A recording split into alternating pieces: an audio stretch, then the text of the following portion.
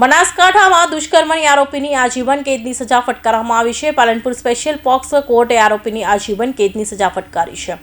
મહત્વપૂર્ણ છે કે અમીરગઢમાં 3 વર્ષની બાળકી પર બળાત્કાર ગુજારવામાં આવ્યો હતો, જે બાદ પોક્સો એક્ટ હેઠળ ગુનો નોંધવામાં આવ્યો હતો। પાલનપુર સ્પેશિયલ કોર્ટે આરોપી મોતી ચૌહાણને આજીવન કેદ તેમજ 50,000નો દંડ ફટકાર્યો છે। અમીરગઢ તાલુકાના એક ગામમાં ખેતી કરીને ગુજરાન ચલાવતા એક પરિવારની 3 વર્ષની દીકરી 2 વર્ષ અગાઉ ખેતરમાં રમતી હતી।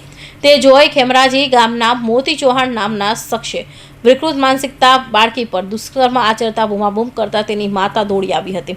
તેણીને જોઈ આરોપી કોટ કૂદીને ફરાર થઈ ગયો હતો, જે બનાવમાં બાળકીને ઈજાઓ થતાં સારવારથી ખસેડવામાં આવી રહ્યો હતો અને આરોપી સામે ફરિયાદ દાખલ કરવામાં આવી હતી। નામદાર કોર્ટે આજે આ કામના આરોપીને 376મો 10 વર્ષ 376 A-B અંતિમ શ્વાસ સુધીની સજા કરેલ છે, જો તે અને 50,000 રૂપિયાનો દંડ કરેલ છે અને પોક્સો કલમ 4(8) મુજબ પણ તેને અંતિમ શ્વાસ સુધીની સજા કરવામાં આવેલી છે। જો 50,000 દંડ ન ભરે તો તેને વધુ 1 વર્ષની કેદ કરવામાં આવેલ છે।